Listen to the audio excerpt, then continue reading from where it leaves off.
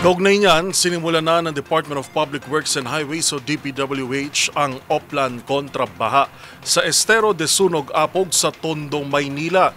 Bahagi ito ng mas malawak na hakbang ng gobyerno para malinis ang mga estero at mapabuti ang daloy ng tubig sa Metro Manila.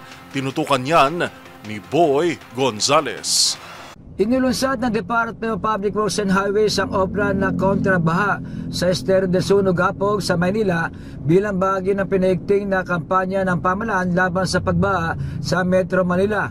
Pinangunahan ni na DPWH sa Undersecretary Nick Conte katuwang ang lokal na pamahalaan ng Maynila ang aktibidad na naglalayong linisin, i-dredge at alisin ang mga bara sa mga daluyan ng tubig upang mapabuti ang agos at maiwasan ang pag-apaw ng estero tuwing may malakas na ulan.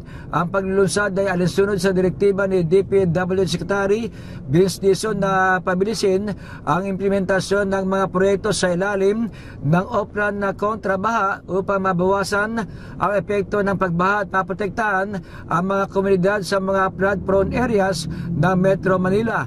Ayon sa DPWH, ang mga Oplan na kontrabaha ay kabahagi ng malawak na flood control and drainage improvement program na ipinatutupad sa iba't ibang estero at ilog sa Kalakang, Maynila upang mapangalagaan ang kaligtasan at kapakanan ng mga residente lalo na sa mga mabababang lugar. Sa sinagawang clean-up operation sa paligid ng Sunog Apog Pumping Station sa Gagalangin Tondo, aabot sa halos 30 sako ng basura ang nahakot bilang bahagi ng paglilinis at dredging activities. Kasabay nito nanawagan ng DPWH sa publiko na panatiling malinis ang mga estero at daluyan ng tubig sa pamagitan ng tamang pagtatapon ng basura upang maging epektibo ang mga proyekto sa ilalim ng Oplan kontra baha at maiwasan ang pagbaha sa komunidad. Para sa MBC TV Network News, ito si Boy Gonzales, una sa Pilipinas, una sa Pilipino.